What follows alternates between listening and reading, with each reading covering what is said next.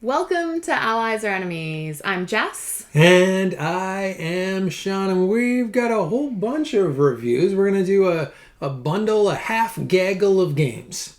And all of these were provided for review from the publishers, but the thoughts are all our own. And let's just get into it.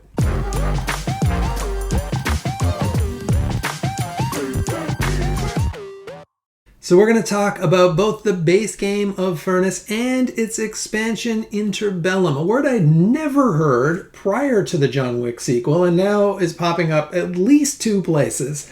But Furnace it's an engine building, card drafting, bidding game. So you got a bunch of cards out at the start. You've got these 5 tokens. You bid those tokens on cards. You get cards based on what you bid, as well as getting resources for what you lose your bids for, which is a really interesting part of the game. Then you add all of those, they're kind of factories, to your row of factories. And then each round you run all the factories that you've got. You keep those for the next round. You bid, you get even more factories. And those factories make stuff and they change stuff into other stuff. And most importantly, you change that stuff into money. And money, of course, equals points. And that is how you win the game. And I did say that there are 5 tokens, but that is in the expansion. The base game has 4. But then they add another one for the 5. But we've basically just played this with the expansion because that is how it plays best at 2 players. Yeah, there is a version in the base game to play with 2 players, but it's a lot more simplified. So you just roll a dice and then you put one of their tokens on the cards. And so it does work, but the expansion makes it a lot better and makes the decisions of where they go and what they do more interesting and more competitive. But just in general, you do need to have that extra player as the bot because of that mechanic of if you have the highest, you get the card, but if you don't, you get the resources. And if it was just 2 players, you'd get too many cards and you wouldn't get enough of the resource compensation. And it also just takes the fun out of the bidding, really, because in a bidding game, you need to have at least 3 people. But yeah, that expansion, it's got 4 different bots too, and they all have a different focus on 3 of them want to go specifically for different kinds of resources, and one of them just wants to take as many cards as it can.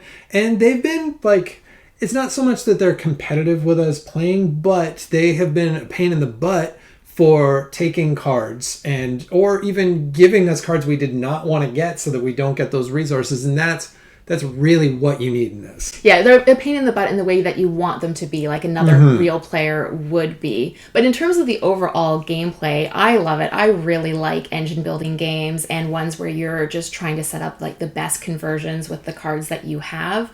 And having it be the auction bidding system keeps it really interesting because there's no guarantee for what cards you're going to get.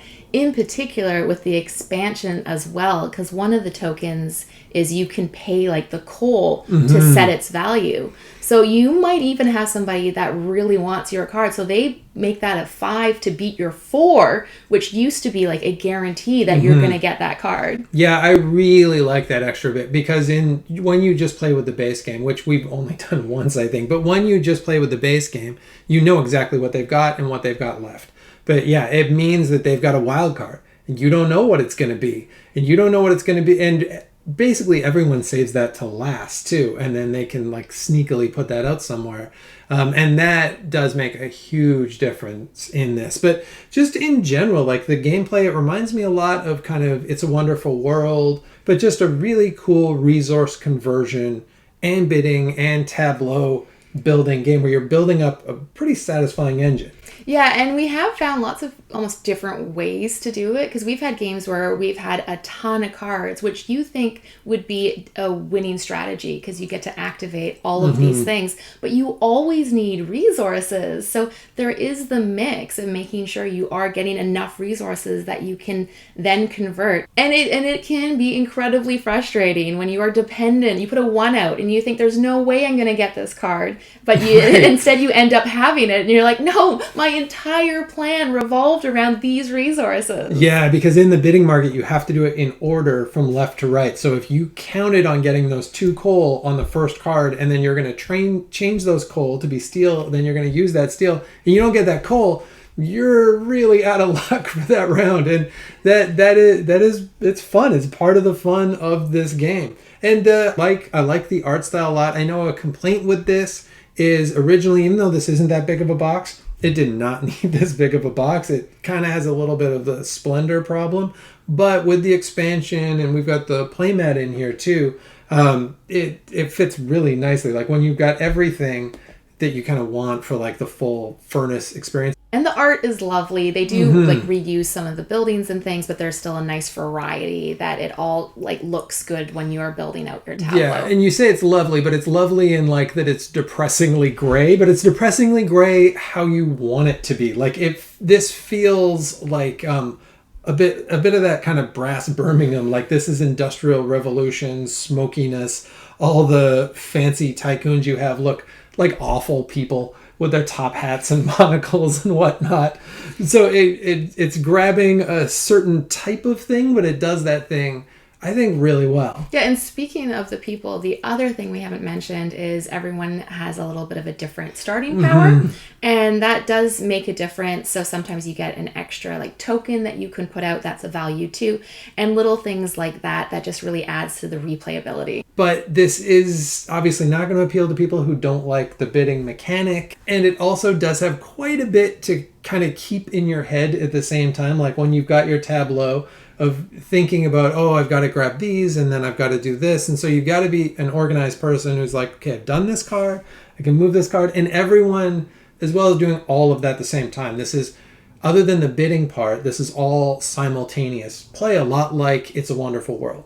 So if you like It's a Wonderful World and you like that simultaneous play and you like that management of your resources, this does a very similar thing, but just a little bit differently enough, I think, that it's worth having both. Yeah, I do agree it's worth having both. And I do think the expansion does add a lot for the two-player experience, and then just a few of the little tweaks it did and new cards it introduces as well. So if you have played the base game and you're finding it's getting a little bit repetitive, I do think the expansion brings in some new things. And that is Furnace.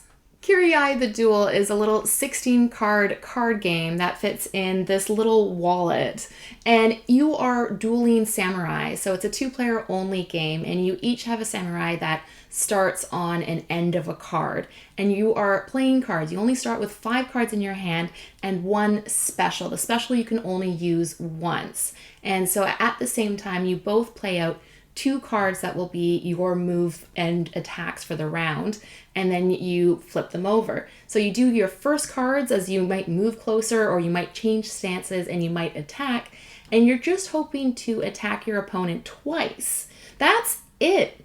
But you might overestimate how far apart you are and not be able to do the right attack, or you might, not have the card you need to do the attack because you're in the wrong stance. Yeah, this is kind of like complex rock, paper, scissors, or slightly complex rock, paper, scissors. It's really all about reading what your opponent might do and then trying to react to that, trying to read their mind and react to that. And it's super tiny. So you could play this anywhere. You could play this, I don't know, in the back of the car. If you don't get if I played it in the back of a car, it would be gross for everybody. But if you don't get motion sick, you could play this in the back of a car. You could play this on a plane. You could play it wherever. And it's super quick. It's like 3 minutes is a game. Yeah, it plays very fast. Our first one, especially when we weren't really too sure how to play, we didn't have a lot of the kind of tension and the sparring that you might get as you become more of an expert. And because we were just kind of like, move, attack, oh, we're both hit. But when we played it a couple times more, we realized that there's a little bit more in terms of like backing away and not always going on the attack. And the special card does add a little bit of uncertainty because there are 3 cards and you only get one and your opponent gets one and one is out. So you don't necessarily know which special card the opponent has as well. So that does introduce a little bit of like, ooh, are they going to play that one? Maybe I'm going to be in the wrong position. Yeah, but it is simple. Like we're talking like there's quite a bit of strategy. There isn't that much strategy. It's really, you've got 5 cards that are options plus your special. So there are a few options in it. But it really is just, you're generally going to move and you're going to try and chop and you're going to hope that you chop, or you're going to chop and then you're going to chop again. Sometimes you can be clever, but that it really is, you're either moving or you're chopping and you're hoping that the other guy's there when you chop. And you're hoping to do that twice. I will say, though, for what is a pretty simple game, the rules were more complex than they needed to be. And in addition, you can flip the base and play an alternative version, but those rules aren't included as a printout. You have to go online to get those. But it was, I think, if you want a duel game, if you want like a rock, paper, scissors card game, that's what this does. Oh, and the art's interesting too. The art I liked, but when we first saw it, I thought people were playing a game with credit cards. Yeah, it is just really simple designs, but that can make it a little bit confusing too. But I will say I do really like the package it comes in. That is a really lovely wallet. Yes, we always talk about how much we love a small package. They don't get much smaller than this. This is basically like a button shy game, and that's what this is. This is a button-shy duel game, more or less. And I think if you come at it from that and from how like inexpensive it is, and if that's what you're looking for, then maybe give it a whirl. Some people loved this game, so I would check out those reviews as well. And that is Kiri-Ai the Duel. Dice Manor is designed by Garrett, Herdter and published by Arcane Wonders. And this is a game all about building a house and placing some dice. And it is a bidding game. And so in a round, everyone's going to be bidding a whole bunch of dice. They're going to roll a bunch of dice, and then they're going to choose a number. They're going to bid all the dice that are that number, and they're going to put them around to bid on a bunch of different rooms, as well as this track where you're moving a house up to try and get more dice so you can bid more in later rounds. And it's a really quick 4 rounds plus that 5th weird kind of scoring round game, and really that's what it is. Yeah, that does sum it up. And so it is very much a game if you like auction mechanics. That is its primary mechanic, is that bidding phase. And in terms of the dice rolling, because you roll your dice and then you only pick one of your numbers to place, you do have an opportunity to hopefully like roll maybe what you want to the next time, or a chance to add to that dice in later rounds. So I do like that it's not just rolling your dice once and that's it, that you can kind of come back and investigate it.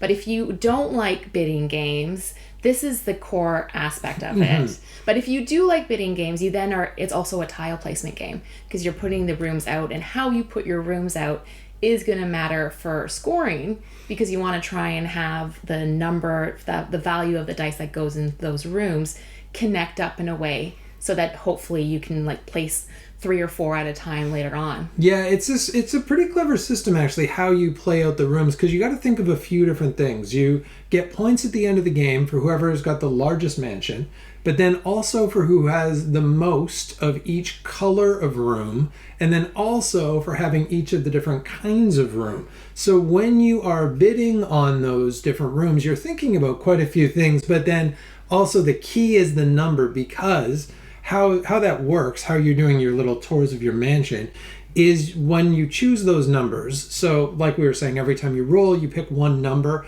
but when you pick that number, it's every dice of that number. So if you roll like 8 dice, if you got 5 twos, you can put out all 5 twos, or you have to. And so you want it to be so that there's a whole bunch of 2s that follow a route through your mansion, because then you can put them all in one turn, and you get a whole bunch of points by setting that up. So you're setting up quite a few things. And speaking of the tiles, when you look closer, I do really like them. They each have their own theme for the different colors and lots of details. And it's very easy to just kind of think, oh, this is this color room. But it is nice when you look a bit closer. Yeah, those are the one component that really shines in this, because a lot of this, I don't love this box. And the main board and stuff, they look like blueprints, which kind of, like by definition, look a little bit unfinished, and so those don't quite work for me. But the tiles do look like there's been a lot of thought put into those tiles, and I do like that dice rolling mechanic, where because sometimes it's best to play a low number, and sometimes it's best just to play one dice. Like you don't always want to have 5 dice matching and put all those out at once, because you do kind of want to see what other folks do, especially in early bidding rounds. So it's not necessarily just I'm lucky at rolling dice. Yeah, definitely. And how you put out your dice might be a bit dependent on player count as well. At 2 players, you have more choices. You're going to be more likely to be able to get tiles, whereas at 4, you're probably only going to be able to get 1 or maybe 2 maybe in a round. So you're going to be in higher competition. Yeah, because at 4 players, it doesn't add, or like you don't add or take away any of the tiles at the different player counts. But the one thing that does happen is at 2 players, there's a super simple bot. It's just each round you roll 1 dice and then you put that dice on the matching number, and that's it. So it's very simple. But what that does is it means that if you're stretching things out and playing 1 dice a turn, every time you do, the bot's going to place another dice, so you know that that's coming. Whereas if you play a bunch, it's only going to get to put out like 2. Whereas if you got opponents, you can kind of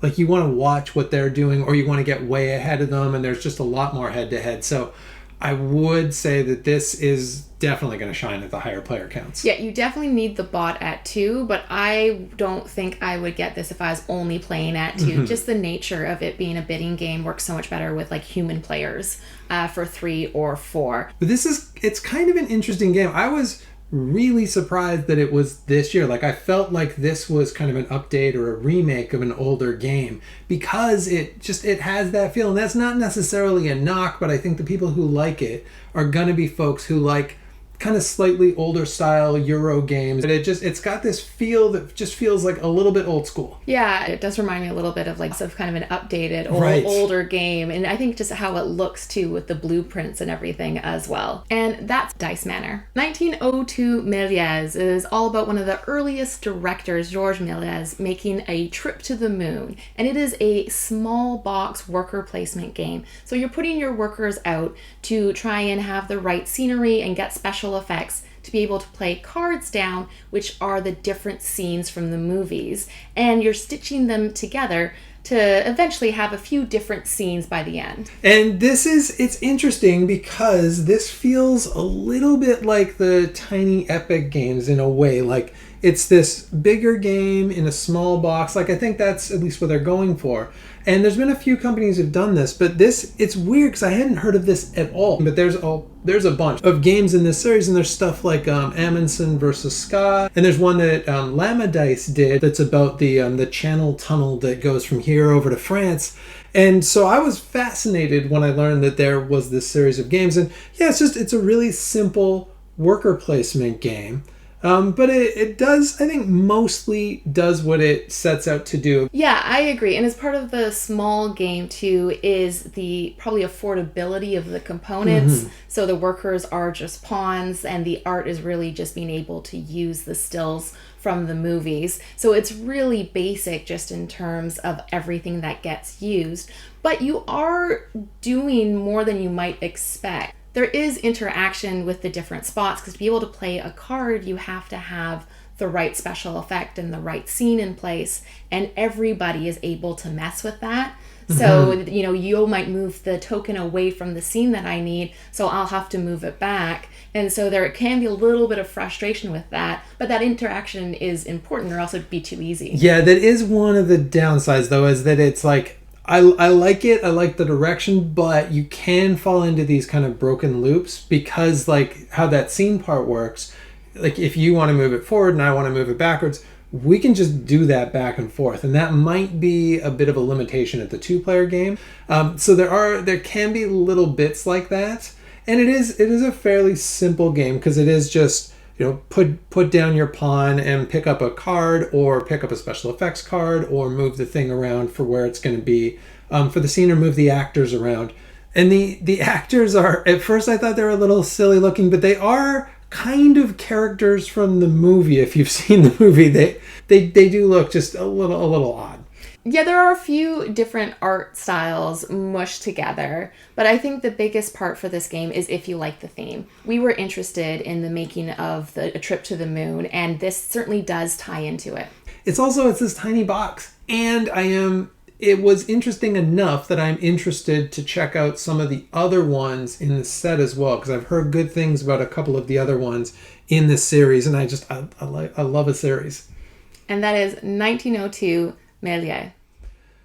And that is it. That's a bunch of games. That's just a bunch of thoughts on a bunch of games. Thank you so much for watching. Please let us know in the comments if you played any of these games, or just any recent great game that you picked up. Yeah, what games are you playing? We always want to play other games. And please like, subscribe, and hopefully we'll see you next time for another game.